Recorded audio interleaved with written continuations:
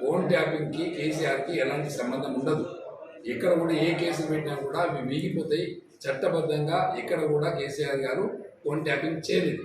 వాళ్ళ అసమర్థతను కప్పిపుచ్చుకోవడానికే phone tapping వ్యవహారాన్ని ముందుకు తీసుకొచ్చి ప్రజల్ని మభ్యపెట్టే ప్రయత్నం చేస్తుంటూ దాన్ని మేము తీవ్రంగా ఖండిస్తున్నాం. ఏదేమైనప్పుడు కూడా 3 రోజులు మరి తెలంగాణ ఉనికిని వాళ్ళు లేకుండా చేయాలని చెప్పి Delhi party, Congress party, BJP party Telangana వాదాన్ని లేకుండా చేసే ప్రయత్నం చేస్తున్నారు.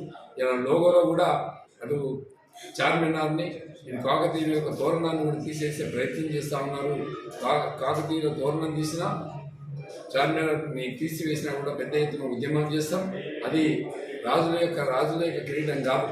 ఇలా దాదాపు రాష్ట్రంలో 63,000 చెరువులు, గుంటలు ఉన్నాయంటే బికాస్ ఆఫ్ దాన్ని వెనకాల మిషన్ అని కాకతీయులు నిర్మాణం చేసినటువంటి చెరువులు. అవిటిని పునరుద్ధరణ చేసినటువంటి నాయకుడు ఎవరైనా ఉన్నారంటే స్వతంత్రం వచ్చి 75 సంవత్సరాల కాలంలో 63,000 చెరువుల్ని, గుంటల్ని రిపేర్ చేసినటువంటి నాయకుడు కేసీఆర్ గారు. అంటే వ్యవసాయ రంగం మీద కాకతీయులు ఏ విధంగా వ్యవసాయ రంగాన్ని పునరుద్ధరణ చేసినారో దానికి మాదిరిగానే మన కేసీఆర్ గారు చేసినారు.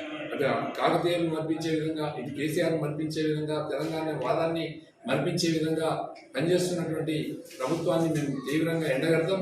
మన ప్రజలకు తీసుకెళ్తాం, ఉద్యమాలు చేపడతాం. మరి తెలంగాణ రాష్ట్రం ఉనికిని కాపాడుకుంటామని చెప్పి సందర్భంగా తెలియజేస్తున్నాం. చైత్రం